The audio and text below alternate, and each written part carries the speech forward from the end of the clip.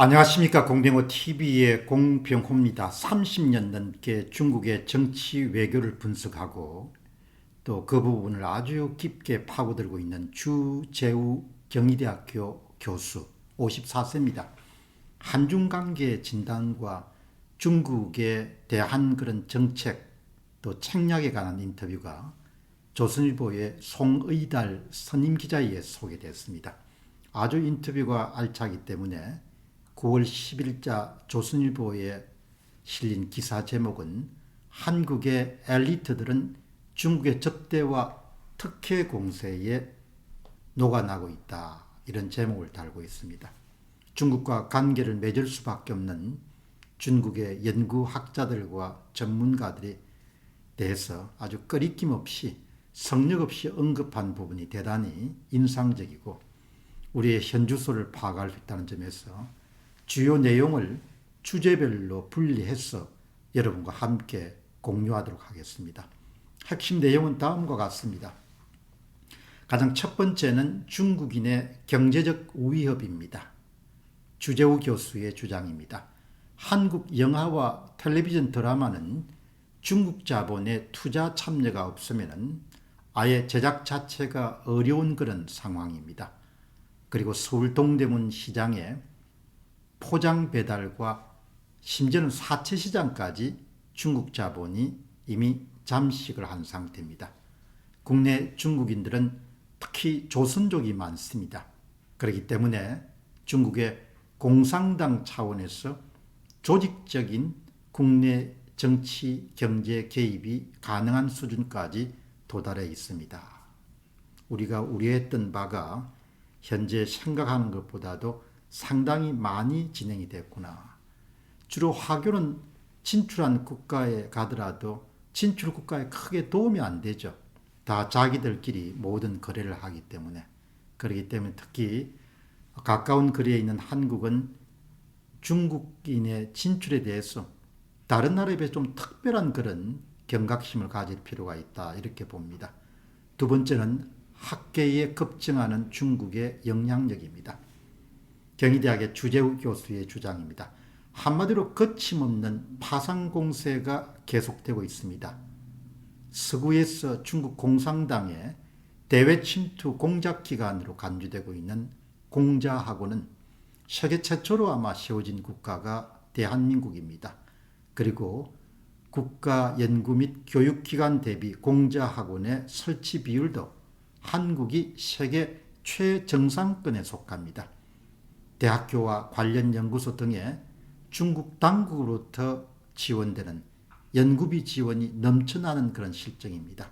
단적으로 말씀드리면 우리나라는 중국의 세계 전략 프로젝트인 1대1로와 관련해서 중국을 제외하고 가장 많은 연구가 이루어지는 국가입니다. 1대1로를 중점 연구하는 연구소까지 생겨날 정도입니다. 중국의 조직적인 선전 공세에다가 우리 정부의 관변 지원금까지 현재 불무를 이루는 실정입니다. 친중 정권 아래 퍼져가는 아주 기이한 현상입니다. 그러니까 이제 중국이 연구비 같은 것을 통해 가지고 한국의 전문가와 학자들을 포섭하고 있다. 이렇게 재해석할 수 있겠습니다. 세 번째 핵심 포인트는 한국 지도층의 중국에 대한 자기 검열입니다. 비판을 할 수 없다는 것이죠. 경희대학교의 주재우 교수의 주장입니다. 한국 엘리트들은 대중관계에서 독립과 자주의식이 상당히 빈약합니다. 중국이 한반도에서 패권적 공세를 펴는 데는 우리 지도층이 갖고 있는 중국의 심기를 과도할 정도로 의식하면서 자극하지 않으려 하는 패배주의적 자기검열도 큰 몫을 담당하고 있습니다. 한편 주재우 교수는 한국의 중국 전문가나 지식인들은 중국에 혹여라도 불이익을 당할까 봐 그런 걱정을 하고 있습니다. 중국 당국은 한국 학자나 관료들의 발언과 기고문을 꼼꼼히 모니터링하고 있습니다. 중국 당국이 비자 발급 제재를 하는 경우는 미국의 의회 청문회에 출석해서 중국을 비판하는 정도쯤 돼야 그때 중국이 비자 발급을 거절하게 됩니다. 한국에는 그만한 실력과 영향력을 지닌 중국 전문가가 없습니다. 많은 전문가들이 착각하고 미리 질에 겁을 먹고 있습니다. 그런데 또 다른 이유가 있습니다. 하나를 더 꼽는다면 우리나라의 학자와 전문가, 지도층이 중국으로부터 특혜와 대접을 많이 받고 있기 때문에 이 같은 현상이 발생하고 있습니다.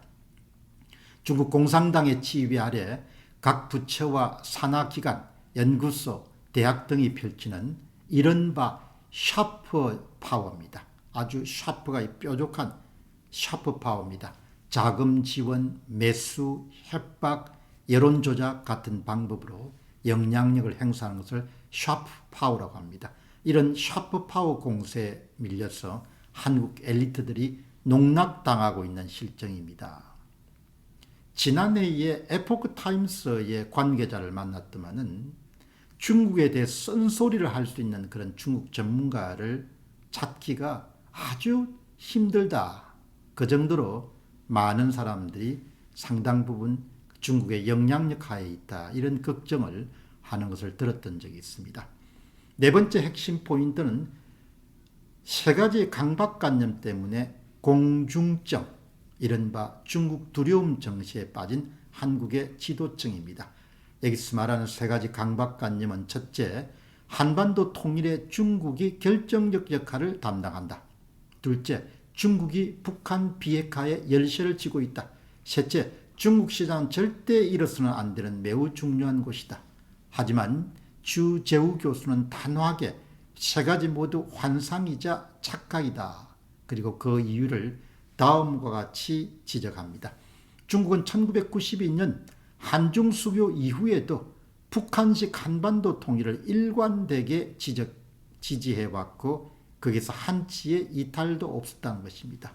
그리고 북한 비핵화의 경우는 미국이 중국에게 행동하라고 윽박지른 다음에서야 마저 못했어 중국이 움직인 것뿐입니다. 그나마 결정적인 역할도 담당하지 못했습니다. 마지막으로 우리나라의 2019년도 대중무역흑자는 전년 대비 반토막 난 수준입니다. 그러니까 코로나 발생 이전에 벌어진 이런 모습은 정권 차원의 저자세인 대중외교가 한국 경제에 도움이 안 된다는 그런 방증입니다. 이 경제적인 그런 의존도 문제는 주재호 교수의 주장에 대해 조금 더 살펴봐야 될 것입니다. 다음 핵심 포인트는 문재인 정권의 대중정책은 수준 이하다. 경희대학의 주재우 교수의 주장입니다.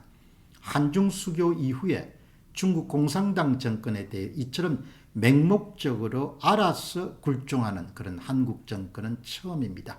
중국을 방문했을 때 혼자서 밥을 먹는 혼밥과 수행기자 폭행 같은 수많은 외교적 결례에 대해서 정부 당국은 한 번도 제대로 항의조차 못했습니다.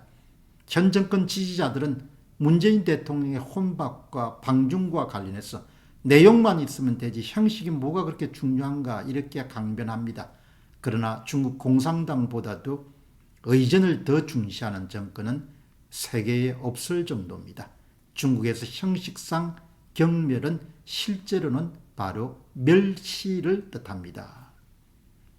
다음은 시진핑은 문정권의 간절한 바람에도 불구하고 방한하지 않을 것이다. 경희대학의 주재우 교수의 주장입니다. 저는 시진핑은 문재인 정권 임기 동안 절대 방한하지 않을 것이라고 2017년 12월부터 공언해 왔습니다. 시진핑이 한국에 발을 딛는 순간은 그것은 바로 사드 문제가 해결됐음을 선언한 것입니다. 중국은 사드 문제를 구실로 한미동맹의 고리를 끊는 것을 최고의 외교 목표로 삼아왔습니다. 사드가 해결되지 않는 한 시진핑은 오지 않을 것입니다. 문재인 정권의 다른 큰 문제는 중국 공산당과 우리나라 국민에게 너무나 많은 거짓말을 해왔다는 것입니다. 문재인 정권은 중국에게 사드를 책임지고 해결하겠다고 큰 소리를 뻥뻥 쳤습니다. 그리고 환경평가 연기 같은 꼼수를 뒀습니다. 그러나 사드는 그런 방식으로 절대 해결될 수 없는 것입니다. 다음은 핵심 포인트는 지식인과 언론인의 각성이 그 어느 때보다도 시급한 그런 타이밍이다.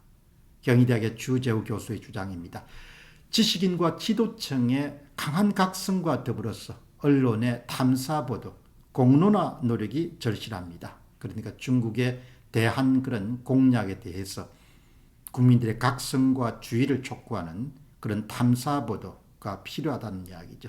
2008년도 글로벌 금융위기 이후에 미국 대학교와 싱크탱크가 재정난을 겪을 때 중국 자본이 홍수처럼 밀려왔던 적이 있습니다. 이때 미국의 주요 언론사들이 공격적인 탐사보도로 이것을 파헤치면서 국민에게 알리고 그 위험을 지적했습니다. 수년 전 호주도 똑같이 중국의 침략에 그렇게 언론들이 큰 역할을 했습니다. 우리나라에서도 언론들이 중국의 은밀한 한국 침공 실태와 문제를 적나라하게 까발리는 그런 탐사보도가 필요하고 그것을 국민들에게 알리고 적극적으로 공론화해야 될 것입니다. 지금 우리 대한민국에 사는 국민들은 내부적으로 4.15 부정선거라는 큰 내부적인 침략에 어떻게 대응해야 될 것인가라는 그런 과제를 안고 있음과 동시에 외부적으로는 중국의 대한 침략이라는 큰 도전에 직면해 있습니다. 그야말로 내우외환입니다. 공병호 TV의 공병호였습니다. 감사합니다.